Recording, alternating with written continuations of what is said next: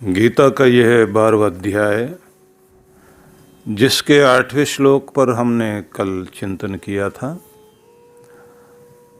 उससे अगले श्लोक में हम प्रवेश करेंगे। भगवान श्री कृष्ण ने कहा कि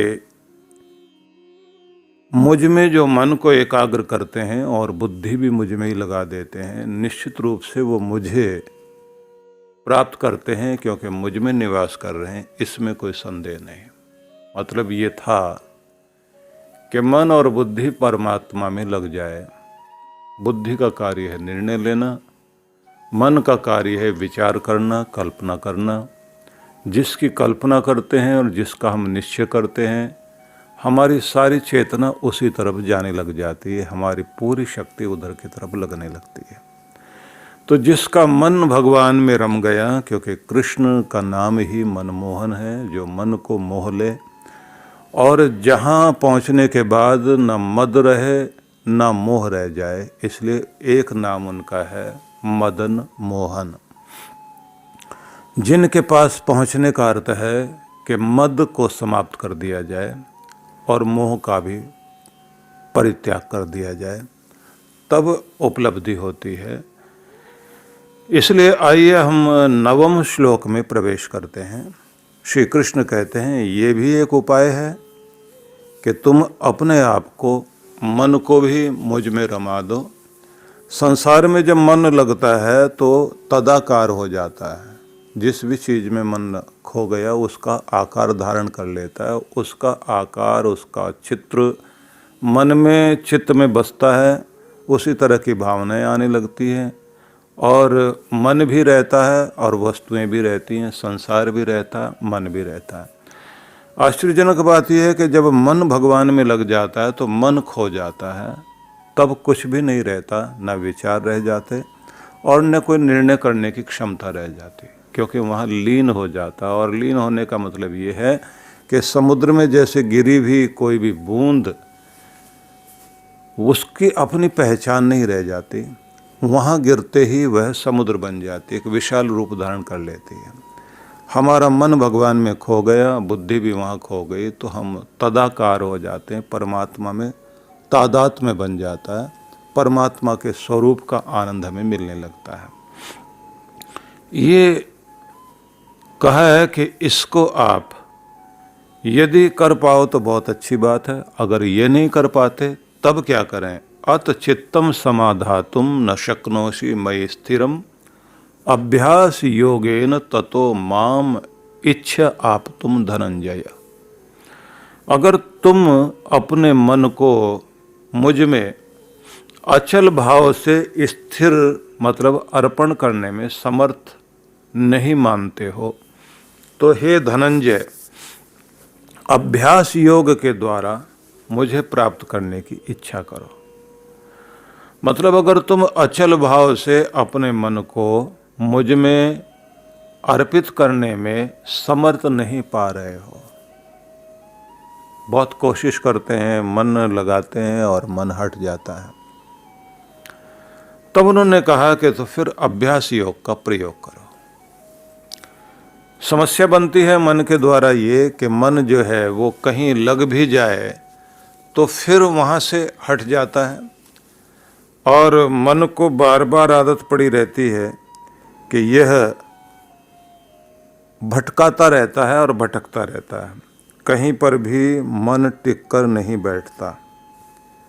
इस कारण समस्या ज़्यादातर लोगों के मन में रहती है कि हम कहीं पर भी मन को टिकाते हैं तो वो बहुत जल्दी वहाँ से हटने लग जाता, उबने लगता है। मजे की बात यह है कि मन वहीं पर लगता है जहाँ उसकी रुचि होती है, जहाँ उसको रस आता है। किसी भी चीज़ में रस लेकर मन टिक भी जाए, उसके बाद में जब तक उसमें रस आता रहता है, मन उसमें खो जाता है। और जैसे रस आना खत्म हो जाए, मन उससे उबने लग जाए, तो मन की आदत है वो बहुत जल्दी परिवर्तन चाहता है। इसलिए कोई भी अच्छी से अच्छी चीज़ मन को दे दी जाए, थोड़े समय के बाद में मन उचाट हो जाता है, वहाँ से वो दौड़ने लगता है। तो बिल्कुल उसी तरह से इसकी कवियों ने अपने ढंग से उपमाएं दी हैं कि भंवरे की तरह मन है, वो एक फूल पर बैठेगा फिर वहाँ से उठकर दूसरे की तरफ दौड़ता रहता है। लेकिन नहीं, ये उपमा देने का मतलब उनका यही है कि भंवरा जो है वो इधर उधर भटकता रहता है। मधुमक्खियों की उपमा नहीं दी गई। मधुमक्खियों की आदत होती है एक फूल से रस लिया, उसके बाद में लेने के बाद में, क्योंकि उन्होंने मधु इकट्ठा करना है तो अलग अलग फूलों से वो रस लेकर उससे शहद बनाना होता है। अधिकांश उपमाएं जो है वो मन के बारे में भ्रमर की दी गई है। भ्रमर जो है भ्रमित रहता है, भागता रहता है, दौड़ता रहता है। मन जो है बंदर की तरह माना गया है कि बंदर जो है जैसे उछल कूद करता रहता है, ऐसे व्यक्ति का मन भी जो है वो भटकाव में रहता है, वो एक जगह स्थिर होकर नहीं बैठता। छोटे बच्चों को भी कह दिया जाता है कि वो भी स्थिर होकर नहीं बैठते, बंदर की तरह उछलते कूदते रहते हैं। ऊर्जा का प्रवाह उनको दौड़ाता रहता है। लेकिन कमाल की बात यह है कि बच्चों को भी देखो या बंदर को भी देखो, किसी को भी देखो, जहाँ उनके मतलब की चीज़ होती है, जिसको वो महत्व देते हैं, फिर तो वहीं बैठे मिलेंगे। बच्चे भी वहीं बैठे मिलेंगे जहाँ उनको अपना मतलब दिखाई देता है, जिस चीज़ में उनको रस आता है, जिसमें उनको लगता है कि इससे ज़्यादा अच्छा कुछ नहीं हो सकता, वहाँ जा कर के वो बैठेंगे। बस यही बात ध्यान में रख लीजिए कि मन को किसी चीज़ का महत्व समझा दीजिए आप, उसे दुनिया की सबसे कीमती चीज़ वो समझ ले, उसमें रस लेने लग जाए, मन उसमें जाएगा, मन उसमें टिकेगा। तो इसलिए कहा जाता है कि भगवान के भजन में इतना अधिक आप तल्लीन हो जाएं, उसमें रस लेने लग जाएं, इतना गुणगान करें कि मन को ये समझ में आने लग जाए, इससे महत्वपूर्ण चीज़ कुछ हो नहीं सकती। जिस चीज़ में मन रस लेने लग जाएगा, जिसमें का मूल्य समझेगा, जिसमें वो खो जाएगा, तो फिर वहाँ से नहीं हटता। ध्यान रख लीजिए, हमारी आदतें जो पड़ जाती हैं वो मन के कारण पड़ती हैं और चित्त में जाके उनकी जो है स्मृतियाँ या उनके पैटर्न बन जाते हैं। इसलिए बार बार फिर हम लोग जो है हमारा मन उधर ही जाने लग जाता है। तो कृष्ण भगवान कहते हैं कि अगर भगवान को बहुत महत्व देते हो तो मन उसमें लगेगा, और मन भी वहाँ लग जाए। और फिर एक बात और होती है, मन कहीं लग जाए तो बुद्धि जाकर वहाँ समझाती है कि ये गलत है, कहाँ बैठे तुम, ये सही जगह नहीं है। तो फिर मन वहाँ से हट जाता है। तो बुद्धि भी जिसे मान ले और मन भी जिसे मान ले, और दोनों जहाँ लग जाएं तो फिर उस चीज़ को आप प्राप्त करते हैं। लॉजिक भी होना चाहिए, भावना भी होनी चाहिए और अभ्यास भी होना चाहिए, तो बात बन जाती है। इसलिए कृष्ण भगवान ने अगला शब्द प्रयोग किया है कि अगर तुम अपने चित्त को एक स्थान पर, मतलब भगवान में, मुझ में अचल भाव से स्थिर करने में समर्थ नहीं हो, संभव नहीं हो पा रहा, कोशिश कर रहे हो, सफलता नहीं मिल पा रही, तो फिर क्या करें? अभ्यास योगेन ततो माम इच्छ आप तुम धनंजय, तब तुम फिर मुझे प्राप्त करने की अभ्यास योग के द्वारा इच्छा करो। अब अभ्यास योग क्या है? मन को स्थिर करने और लक्ष्य पर लगाने के लिए निरंतर जो अभ्यास किया जाता है, जो प्रैक्टिस की जाती है, जो लगातार कोशिश की जाती है, उसी का नाम है अभ्यास योग।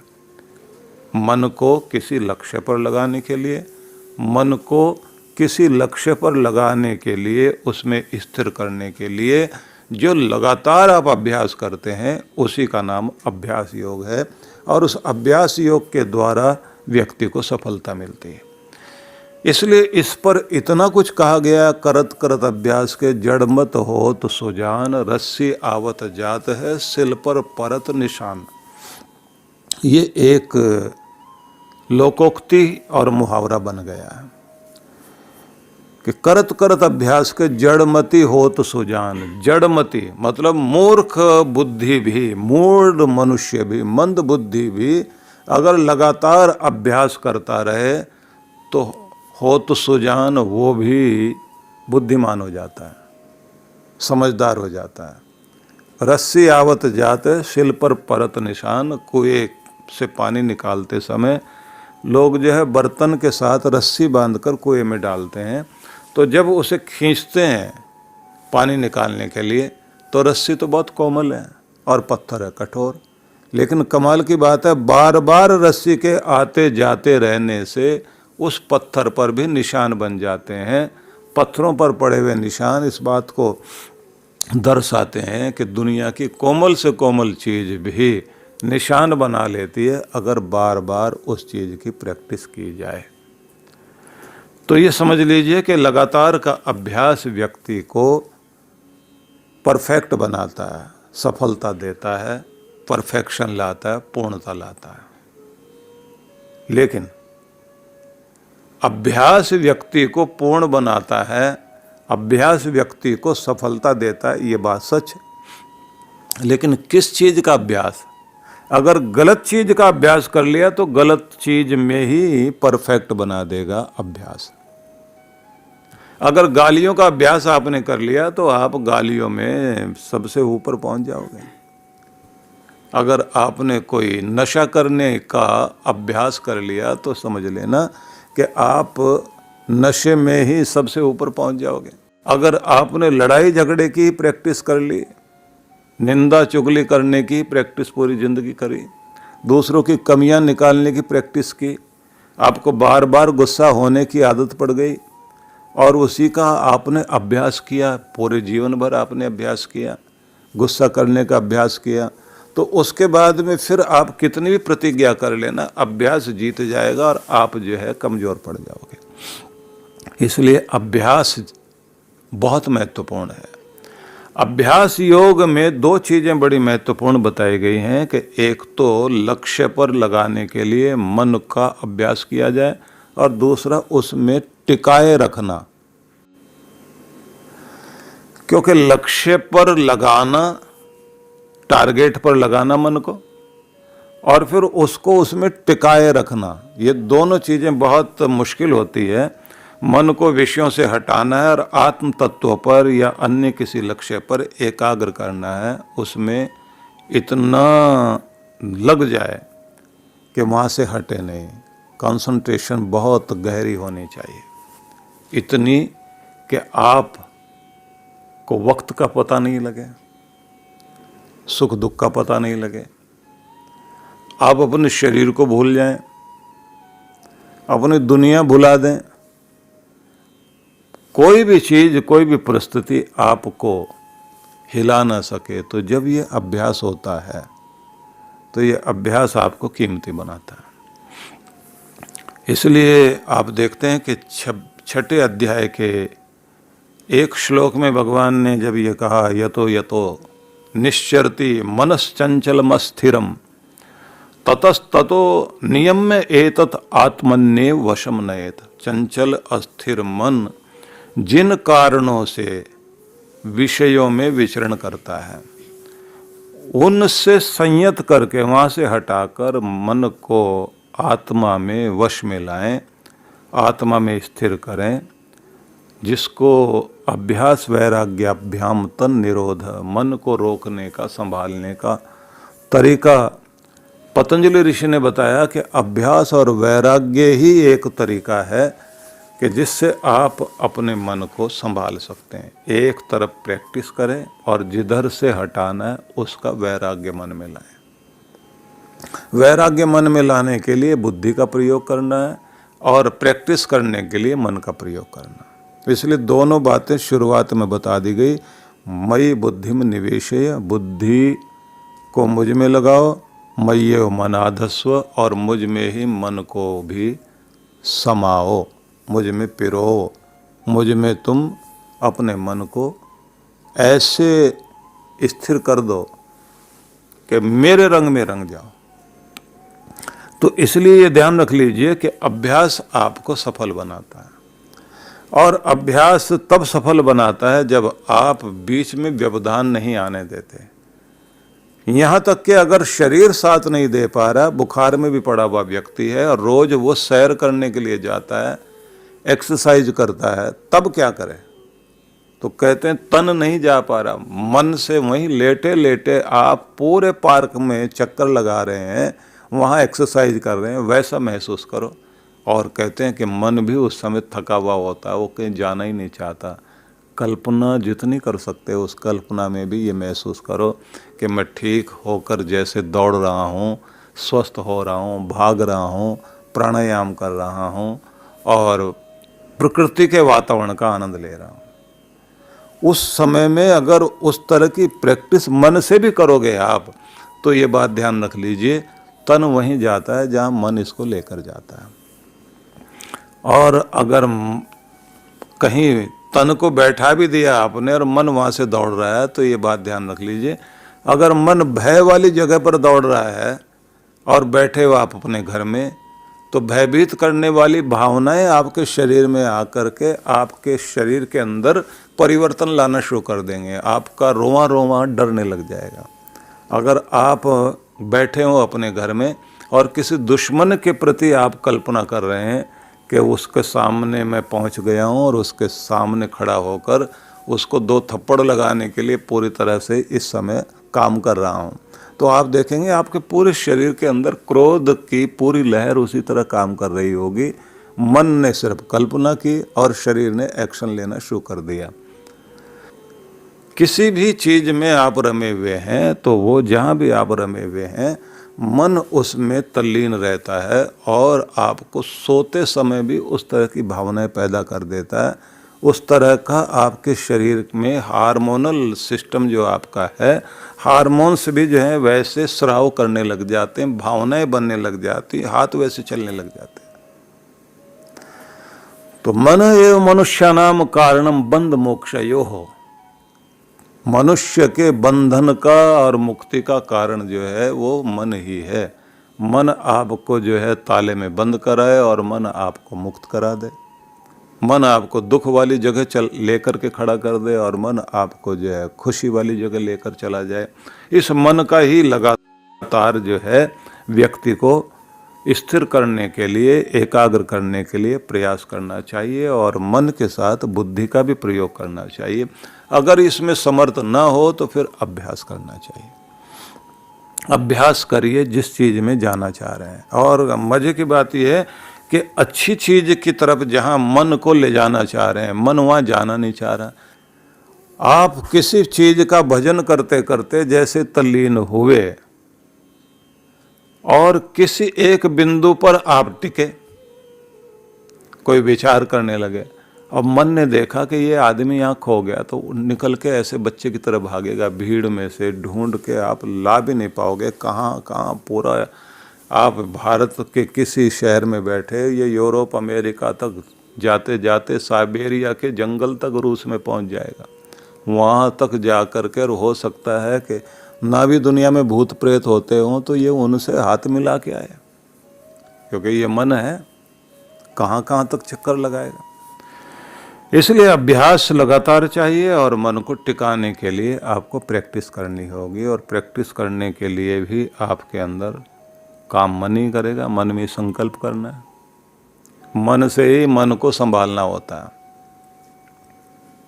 इसलिए जो आदि शंकराचार्य ने जो एक प्रश्नोत्तरी दी है कि शत्रुवः सन्ति, तो फिर कहते हैं निजेंद्रियाणि, शत्रु कौन तुम्हारे, तो कहते हैं तुम्हारी इंद्रियां, ये तुम्हारी शत्रु हैं। फिर उनसे पूछा गया मित्र कौन है, तब भी वही निजेंद्रियाणि बोलते हैं, यही तुम्हारे जो है मित्र भी हैं। कैसे मित्र हैं, जितानी यानी, अगर तुमने इनको जीत लिया है तो ये मित्र हैं तुम्हारे, और अगर इन्होंने तुम्हें जीत लिया, ये तुम्हें दौड़ाते घूमती हैं, तो फिर समझ लीजिए कि अब फिर ये शत्रु बन गए। तो इसके लिए एक उदाहरण और दिया जाता है कि कोई एक व्यक्ति राजस्थान की रेतीली भूमि में ऊंट पर बैठा हुआ दौड़ाता हुआ ले जा रहा है और लोग उससे पूछ रहे, इतनी धूल उड़ाते हुए भाग रहे हो, बात क्या है? बोले सूरज के छिपने तक मुझे इस स्थान पर पहुंचना है। किसी गांव का नाम बताया, उस गांव तक पहुंचना है और सांझ होने को है, तो जल्दी से जा रहा हूं। और थोड़ी देर के बाद में लोगों ने देखा कि वो एक ऐसे बबूल के जंगल के बीच से ऊंट भाग रहा है और वो बचाओ बचाओ चिल्ला रहा है। लोगों ने पूछा कि भाई क्या हुआ, जा कहाँ रहे हो? बोले अभी तक तो मुझे पता था, अब बिल्कुल नहीं पता। बोले अब क्या हो गया? बोले पहले तो ऊंट की नकेल मेरे हाथ में थी, इसका कंट्रोल मेरे हाथ में था, अब जो है वो नकेल इसकी नाक से निकल गई है। इसे कंट्रोल करने वाली जो रस्सी थी जो उसके नाक में लगी हुई थी वो निकल गई। अब मेरे कंट्रोल में ये नहीं है, अब मुझे नहीं पता, अब तो ये जहां ले जाएगा वहां मुझे जाना है। तो इस उदाहरण के साथ ये बताया जाता है कि अगर मन का कंट्रोल, मन ऊंट, इसका कंट्रोल हाथ में है तो ये दौड़ाता हुआ रास्ते की तरफ, लक्ष्य की तरफ लेकर जाएगा, नहीं तो फिर ये कांटों में घसीट के ले जाएगा। ये बात समझने योग्य है कि इसकी आदत क्या है। अगर कंट्रोल में है तो आपको ये राजगद्दी पर ले जाए, और कंट्रोल में नहीं है तो कहाँ घसीट कर ले जाएगा। इसकी आदत है कांटों में जाने की। ऊंट को कांटे बहुत पसंद है। कांटों वाला जो पेड़ होते हैं, बबूल वगैरह के, या इस तरह की जो कटीली झाड़ियाँ होती हैं, वहाँ जाके चबा चबा के खाता है और बहुत मज़ा लेता है। और उस पर बैठे हुए यात्री को या सवार को वो जंगल कांटों वाला पसंद नहीं आता। वो कहता है ये रास्ता है ही नहीं हमारा। लेकिन जब ऊंट वश में है ही नहीं तो ले जाएगा कांटों में। तो जहां नहीं जाना चाहिए मन वहां लेकर जाएगा, कांटों वाले रास्ते में। और अगर आपके कंट्रोल में है तो फिर ये आपको वहां ले जाएगा जहां जाने के लिए आप सपने देखते थे कि ये मेरी ज़िंदगी का सबसे बड़ा सपना है, मैं यहाँ पहुँच जाऊँ। इसलिए ज़्यादातर लोग जो है मन के इस कारण से बहकते हैं और चोट खाते हैं। तो इसलिए कृष्ण भगवान ने कहा, जो छठे अध्याय में आप देखते हैं ना, यतो निश्चरति मनस चंचलम, चंचलम अस्थिरम, चंचल मन और जो अस्थिर है, टिकता नहीं है, जहां जहां ये जाता है ततस ततः नियम एतत्, वहीं वहीं से रोको इसको। आत्मन्य वशम नयेत, और अपने आत्मा में, अपने आपे में लगाओ। जहां जहां जाएगा ये वहां से पकड़ो इसको, खींच के लाना पड़ता है। माँ को बड़ा अभ्यास करना पड़ता है छोटे छोटे बच्चों को। वो चीज़ कर देता है जो नहीं करने चाहिए। घुटनों के बल चल रहा है तो नज़र बहुत तेज होती है छोटे बच्चों की। छोटे छोटे चीज़ें ज़मीन पर पड़ी हुई है, उठाएगा मुंह में डालेगा, क्योंकि आदत होती है हर चीज़ को मुंह में डालने की। जीव की शुरुआत से ही आदत होती है खाने पीने की। हर चीज़ अपने मुंह की तरफ ले जाओ, अपना हाथ मुंह की तरफ जाए। अब सिक्का पड़ा हुआ है, छोटा कोई पैसा पड़ा हुआ है, बच्चा उठाएगा मुंह में डालेगा। कुछ छोटे छोटे पेंच पड़े हुए होते हैं, नट बोल्ट वगैरह जमीन पर पड़े हुए होते हैं, लोग डाल देते हैं। और बच्चा तो घुटनों के ऊपर सरक रहा है। अब वो सरकते सरकते जहां उसने वो पेंच देखा, उठाया मुंह में डाल लिया। अब माँ के लिए बड़ी मुश्किल होती है, वो पीछे पीछे दौड़ती रहेगी। हर बच्चे को पालने के लिए माँ को कितना प्रयत्न करना पड़ता है, व्यक्ति सोच नहीं सकता। कोई नौकर आप रख दीजिए, एक नहीं 4 रख दें, वो एक माँ का कार्य पूरा नहीं कर सकते। वो कितना ध्यान रखना पड़ता है माँ को, हर जगह से उसे बचाना पड़ता है। इसलिए बच्चे को बच्चा कहा जाता है। बच्चे को बच्चा इसलिए कहा जाता है, बचा बचा बचा बचा, बचाओ बचाओ इसे, बचाओ इसे, बचाओ इसे, बचाओ। बचाना ही पड़ता है, जिसे बात बात में बचाना पड़ता है वही तो बच्चा है। और शब्द आया कहाँ से? वत्स से आया। वत्स से जो है हम लोगों ने उसे बच्चा कहना शुरू कर दिया। और गाय का जो बछड़ा होता है उसे भी वत्स बोलते हैं। और कुछ लोग जो है मेरा बच्चा, मेरा बछड़ा, और फिर चलते चलते मेरा बछड़ा, मेरा बछड़ा।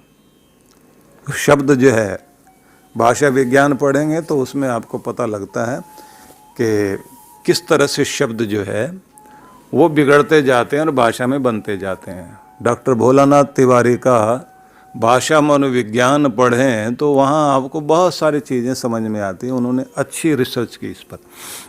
तो आगे बढ़ते हैं। मैं आपको बता रहा हूँ कि जिसे बचाना पड़ता है तो मन को भी बचाना पड़ता है, और पकड़ने के लिए भी आपको अपनी बुद्धि के माध्यम से ही प्रयोग करना पड़ेगा।